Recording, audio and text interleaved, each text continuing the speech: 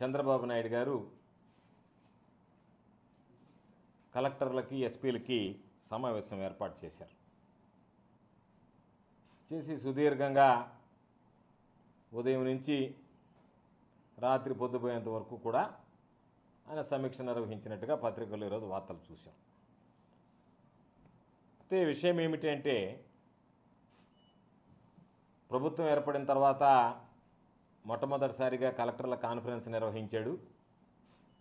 దీని ద్వారా ఈ రాష్ట్రంలో చంద్రబాబు నాయుడు ఎటువంటి కార్యక్రమాలకు శ్రీకారం చుడుతున్నాడు అనేటువంటి దాని మీద స్పష్టత వస్తుంది అని చెప్పి అనుకున్నాం. ప్రధానంగా ప్రతి ఒక్కరు దేని గురించి ఆలోచన చేశారంటే, రాష్ట్ర ప్రజలందరూ కూడా చంద్రబాబు నాయుడు అనేక రకాలైనటువంటి హామీలు ఇచ్చాడు. ఆ హామీలన్నింటినీ కూడా నెరవేర్చేటువంటి దిశగా జిల్లా కలెక్టర్లకి దిశానిర్దేశం చేస్తారు. లబ్ధిదారుల ఎంపిక కానీ, ఏ విధంగా ఈ కార్యక్రమం ఉండాలి, ఈ విధంగా ఇచ్చినటువంటి కార్యక్రమాలను ఏ విధంగా నెరవేర్చాలనేటువంటి దాని మీద చంద్రబాబు నాయుడు స్పష్టత ఇస్తాడని చెప్పని అందరూ ఊహించారు, భావించారు. ఈరోజు చంద్రబాబు నాయుడు చెప్పకనే పరోక్షంగానే హామీలు ఊసెత్తకుండా హామీలేవి కూడా నెరవేర్చలేకపోతున్నామనేటువంటి ఒక పరోక్షమైనటువంటి సంకేతం కలెక్టర్ల కాన్ఫరెన్స్ ద్వారా ప్రజలకు ఇచ్చినట్టుగా మేము అభిప్రాయపడుతున్నాం. ఎందుకంటే చంద్రబాబు నాయుడు గతంలో అనేక సందర్భాల్లో చెప్పాడు, హామీలను నెరవేర్చలేం, ఆదాయాన్ని పెంచుతాం, కాబట్టి ఆదాయం పెంచి హామీలన్నింటిని కూడా నెరవేరుస్తామన్నాడు.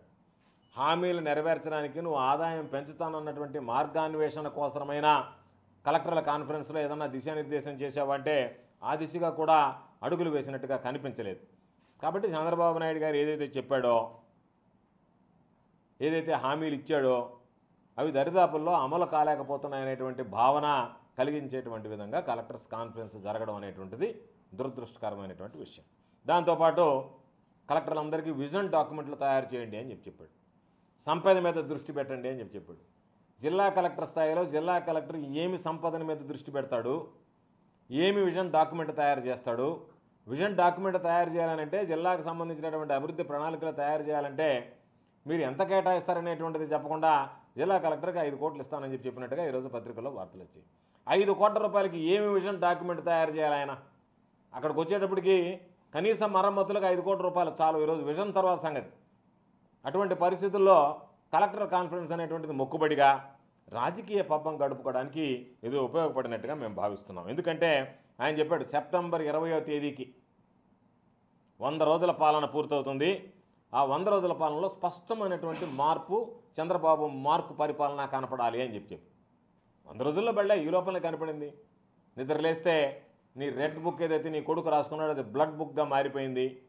ఎక్కడ పోయినా సరే నిద్రలేస్తే దాడులు, దండయాత్రలు, అవినీతి, అక్రమాలు ఆరితీరిపోయారు శాసనసభ్యులు. కాబట్టి 100 రోజుల పరిపాలనకి ఇంకా ఈ దీంట్లో పురోగతి సాధిస్తారు. మీరు ఇంకా కొన్ని హత్యలు చేస్తారు, ఇంకా కొన్ని అనైతిక కార్యక్రమాల్లో ఆరితేరిపోయేటువంటి పరిస్థితి ఉంటుందో తప్ప ఈరోజు సంపద మీద దృష్టి పెట్టమన్నారు. సంపద మీద ఎవరు దృష్టి పెట్టాలి?